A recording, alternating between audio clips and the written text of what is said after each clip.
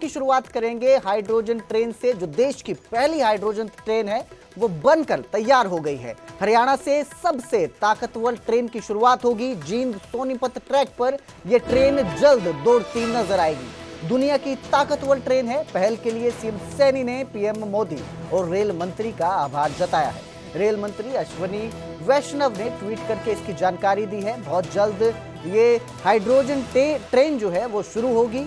इसकी सेवाएं सुचारू रूप से चालू की जाएंगी। सीएम सैनी ने social media networking site x पर लिखा, देश की पहली हाइड्रोजन ट्रेन हरियाणा की पटरियों पर दौड़ने के लिए तैयार है।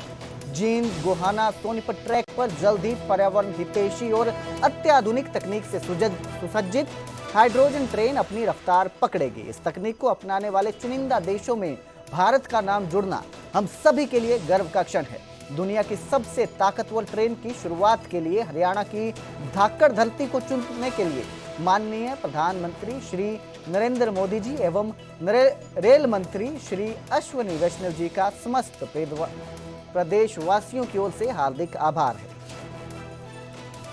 तो ये जो है ट्रेन शुरू होगी, शुरुआत की जाएगी। देश की पहली हाइड्रोजन ट्रेन बनकर तैयार है। जल्द ही ये आपको पटरी पर दौड़ती नजर आएगी। इसके लिए नायब सिंह सैनी मुख्यमंत्री जो हैं हरियाणा के, उन्होंने प्रधानमंत्री मोदी और रेल मंत्री का आभार जताया है और ट्वीट करके जो है उनका आभार जताया है। इसके साथ ही रेल मंत्री अश्वनी वैष्णव ने ट्वीट कर जानकारी दी है।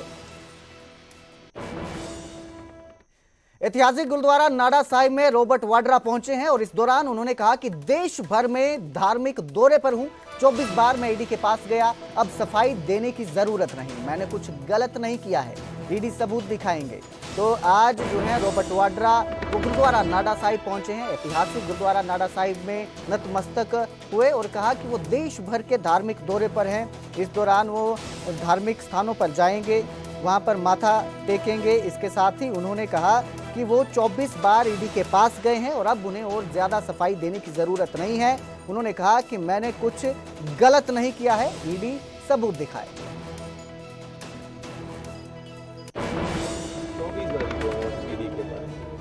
जो ये पूछ रहे हैं ये 2008 20 साल पुराना है, 20 साल पुराना ये कहानी है, ठीक है। 20 साल में जो मेरे व्यक्ति मेरे साथ काम करते थे वो सब उनके पास इंफॉर्मेशन है, शुरू से अभी तक सारी इंफॉर्मेशन है और मैंने सारे जवाब दिए, कोई भी गलत चीज़ नहीं की है।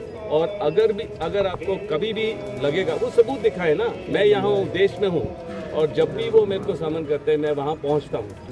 जो गुरुद्वारे की जो ऑर्गेनाइजेशन है उन्होंने बहुत अच्छा प्रबंध किया कि मैं दर्शन कर पाऊँ ढंग से, समय से और अपना मत्था टेक पाऊँ कि सब जगह पूरे देश में सुख शांति का माहौल रहे, भाईचारे का माहौल रहे। और जो सबको पता है कि गलत हो रहा है, जो सरकार कर रही है हर तरीके से उस पर रोक हो और प्रभु की कृपा हो।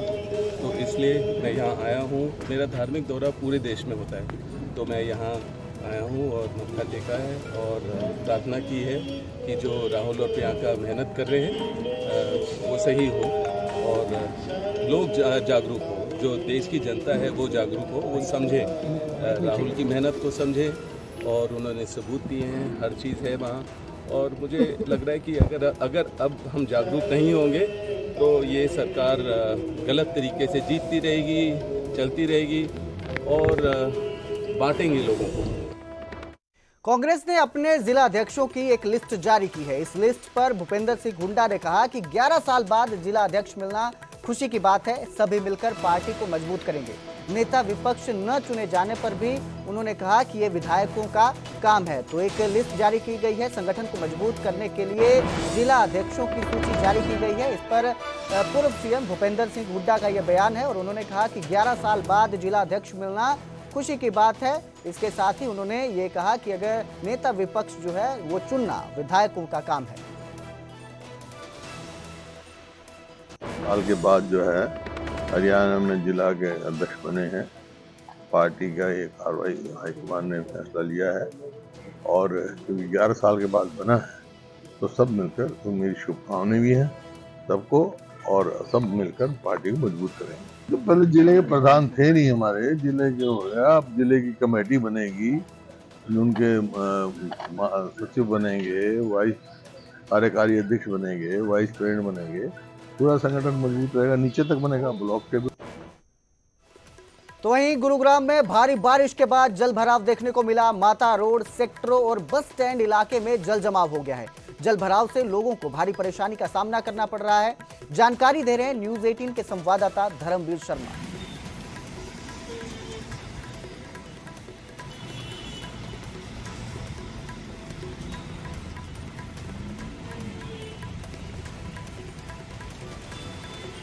तो इस खबर पर ज्यादा जानकारी के लिए मेरे सहयोगी धर्मवीर शर्मा हमारे साथ लाइव जुड़े हैं। धर्मवीर, जिस तरह की परिस्थितियां बार बार देखने को मिल रही हैं गुरुग्राम में, बारिश के बाद जल जमाव की परिस्थिति पैदा हो जाती है, इलाके जो हैं जो जलमग्न हो जाते हैं, तो इस बार किस तरह के हालात देखने को मिल रहे हैं और प्रशासन का क्या कहना है इस पर? बिल्कुल, देखिए अब की बार भी हालात जस के तस है। अभी भी जहां मैं खड़ा हूं ये नरसिंहपुर का एरिया है और लगातार प्रशासन ये दावा करता है कि नरसिंहपुर के एरिया में अब की बार जल भराव नहीं होगा। उसके बावजूद आप देख सकते हैं कि हाईवे के साथ में जो ये नरसिंहपुर का जो एरिया है, खासतौर से इसके ऊपर पानी देखिए आप किस कदर भरा हुआ है। जहां मैं खड़ा हूं यहाँ पर भी घुटनों तक पानी है इस वक्त, जो आप अगर तस्वीरों में देख पा रहे होंगे। जो भी गाड़ियां जा रही हैं इस पानी में से जाना पड़ रहा है, लोगों को भी जाने में दिक्कत है इस पूरे रास्ते के ऊपर, क्योंकि लगातार यहाँ पर जल भराव होता है। और ये सिर्फ एक इलाके की कहानी नहीं है, गुरुग्राम के बहुत से ऐसे इलाके हैं जहाँ इस वक्त जल भराव हो रखा है, चाहे वो सेक्टर 4, 7, 9, 10, 14 या 17 सेक्टर की बात क्यों ना हो, या फिर गोल्फ कोर्स एक्सटेंशन रोड ही क्यों ना हो, वहाँ पर भी जल भराव हुआ है। शीतला माता रोड के ऊपर जल भराव हुआ है। इसके अलावा बहुत से इलाके हैं जहाँ जल भराव हुआ है। देर रात से रुक रुक कर बारिश हो रही है, अभी भी हल्की हल्की बारिश हो रही है। तो जाहिर सी बात है कि जब तक ये बारिश होगी तब तक लोगों के लिए परेशानी का सबब बनी रहेगी।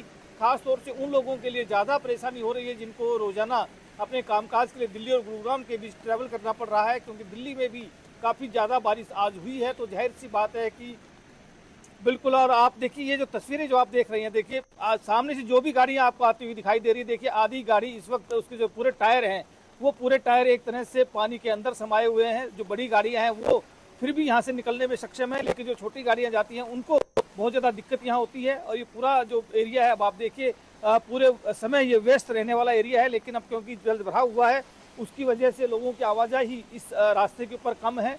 और जितनी भी गाड़ियाँ आ रही हैं उनको नहीं पानी में से 2-4 होते हुए इन लोगों को आना पड़ रहा है, चाहे पैदल आने वाले लोग हो, चाहे फिर गाड़ियों से आने वाले लोग ही क्यों ना हो। कुछ पंप इस रोड के ऊपर लगाए गए हैं ताकि इस पानी को हाईवे के ऊपर जाने से रोका जाए, क्योंकि जिस तरह से जल भराव की स्थिति देखने को मिल रही है, परेशानी का सामना तो लोगों को करना ही पड़ रहा है। बहुत बहुत शुक्रिया इस तमाम जानकारी के लिए धर्मवीर। तो जल भराव की समस्या से गुरुग्राम एक बार फिर पस्त दिखाई दे रहा है।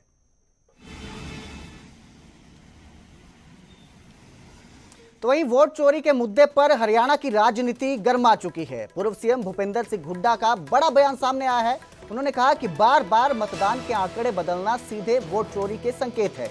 हुड्डा के बयान पर सीएम नायब सिंह सैनी ने भी पलटवार किया और कहा कि राहुल गांधी को समझाए। हुड्डा साहब, पूछा गड़बड़ थी तो कांग्रेस थोड़े से अंतर से 10 सीटें कैसे जीती। तो ये सियासत गर्मा गई है। आपको बता दें राहुल गांधी ने वोट चोरी के आरोप लगाए हैं, जिसके बाद हरियाणा में भी सियासत सरगर्म हो गई है। जब राहुल गांधी ने वोट चोरी का जिक्र किया था तो उसमें उन्होंने हरियाणा का नाम भी लिया था, जिसके बाद अब हरियाणा में भी वोट चोरी को लेकर सियासत गर्मा गई है। दिन ब दिन गर्मांदा जा रहा है।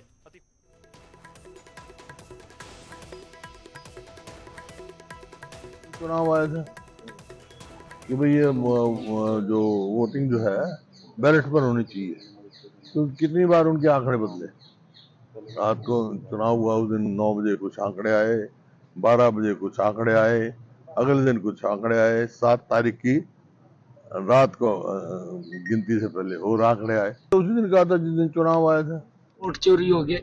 मैं पूछना चाहता हूँ, हुड्डा साहब भी राहुल के साथ वाजमा का बात कर रहे हैं। मैं हुड्डा साहब ने कहना चाहता हूँ, 10 सीटा थी हुड्डा साहब, जो आप 300 से 400 से 500 600 700 1000 10 सीटें थी उससे जीतते हैं। हुड्डा साहब, अगर कहीं ईवीएम में कोई गड़बड़ होती तो फिर आप जीतता नहीं थे।